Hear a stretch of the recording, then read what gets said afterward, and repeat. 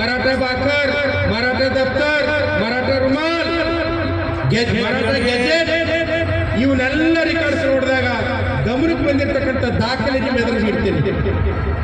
ಪುನಾ ಪಟ್ಟಣದಲ್ಲಿ, ಪುನಾ ನಗರದಲ್ಲಿ ಕೊಳ್ಳಗ ಮೆಗಿ ಬೆನ್ನಿಗೆ ಬಾರಿಗೆ ಕೇವಲ ಒಂದೇ ಒಂದು ಜಾತಿ ಜನಾಂಗಕ್ಕಿತ್ತು, ಕೇವಲ ಮಹಾರಿಗೆ ಮಾತ್ರ, ಮಾಂಗರಿಗೂ ಕೂಡ ಇದ್ದಿದ್ದಿಲ್ಲ. ಇನ್ನೊಂದು ಮುಖ್ಯವಾಗಿರ್ತಕ್ಕಂಥ ವಿಷಯ ಹೇಳ್ತೀನಿ. ಅಲೆಕ್ಸಾಂಡರ್ ರಾಬರ್ಟ್ಸನ್ ಅಂತಕ್ಕಂಥವ್ರು ಮಹಾರ್ ಫೋಕ್ ಅಂತ ಒಂದು ಕ್ಷೇತ್ರ ಕಾರ್ಯ ಮಾಡಿ ಒಂದು ಪುಸ್ತಕ ಮಾಡಿದ್ದಾರೆ, ಮಹಾರ್ ಫೋಕ್. ಅದರಲ್ಲಿ ಉಲ್ಲೇಖ ಮಾಡ್ತಾರೆ, ಮರಾಠ ಸಮುದಾಯದಲ್ಲಿ ಮಹಾರು ಸೈನಿಕರಿದ್ದರು, ಮಾಂಗ್ ಜನಾಂಗ ಸೈನಿಕರಿದ್ದರು. ಮಹಾಂಗ್ ಸೈನಿಕರನ್ನು ರಾವುತ ಅಂತ ಕರೀತಾ ಇದ್ರು, ರಾವುತ ಅಂತ. ಮಹಾರ್ ಸೈನಿಕರನ್ನು ನಾಕ ಅಂತ ಕರೀತಾ ಇದ್ದಾರೆ, ನಾಕ ಅಂತ ಕರೀತಾ ಇದ್ದಾರೆ. ಹೀಗಿದ್ದಾಗ ಎರಡನೇ ಬಾಜಿರಾಯ ಕೇವಲ ಮಹಾರ್ ಜನರಿಗೆ ಮಾತ್ರ ನಿರ್ಬಂಧ ಹೇರಿದ್ದ. ಯಾಕೆ ನಿರ್ಬಂಧ ಹೇರಿದ? ಯಾಕೆ ನಿರ್ಬಂಧ ಹೇರಿದ? ಅದಕ್ಕೊಂದು ಹಿಸ್ಟ್ರಿ ಇದೆ, ಅದು ನಿಮ್ಗೆ ಹೇಳ್ತೀವಿ. ಯಾಕೆ ಎರಡನೇ ಬಾಜಿರಾಯ ಕೊಳ್ಳಗ ಮೇಗಿ ಬೆನ್ನ ಬಾರಿಗೆ ಕಟ್ಟಿಲ್ಲ.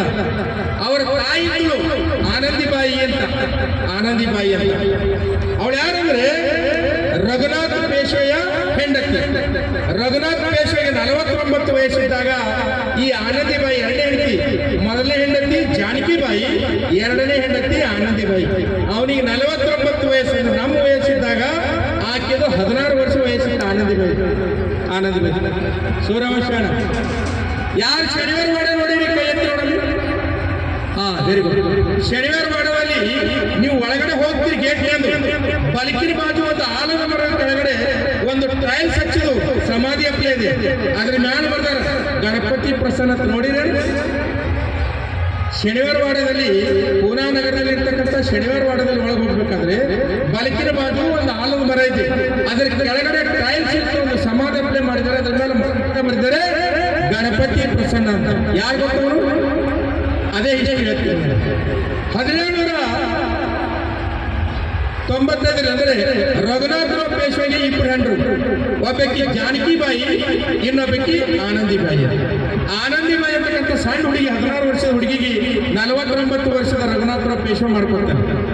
ಮಾಡ್ಕೊಂಡಾಗ ಏನಾಗುತ್ತೆ, ಶನಿವಾರ ವಾಡದಲ್ಲಿ ಈಗ ಮ್ಯಾಲ ವಾಕಿಂಗ್ ಮಾಡಿಕೊಂಡು ಇದು ಇದೆ, ಪೂರಾ ಕ್ಯಾನೋಫಿ ಇದೆ, ಆಕೆ ಏನ್ ಮಾಡ್ತಿರ್ತಾವ ಅಂದ್ರೆ, ಯಾರು ಜಾನಕಿಬಾಯಿ ದಾಸಿಯ ಜೊತೆಗೆ ಅಲ್ಲಿ ವಾಕಿಂಗ್ ಮಾಡ್ತಿರ್ತಾವ.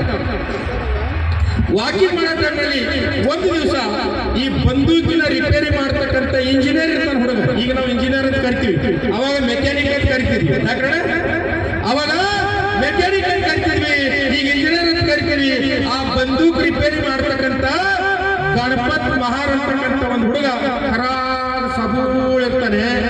ಒಬ್ಬ ಸಿನಿಮಾ ಹೀರೋ ನೆನಪು ಮಾಡ್ಕೊರಿ, ಜಾನ್ ಅಬ್ರಹಂ ನೆನಪು ಮಾಡ್ಕೊರಿ. ಆ ರೀತಿ ಸ್ಮಾರ್ಟ್ ಬಾಡಿ ಇರ್ತಕ್ಕಂಥ ಒಬ್ಬ ಮಹಾರ್ ಸೈನಿಕ ಬಂದೂಕುಗಳು ರಿಪೇರಿ ಮಾಡಿಕೊಂಡು ಶನಿವಾರ ವಾಡದಲ್ಲಿ ಬರ್ತಿರ್ತಾರೆ.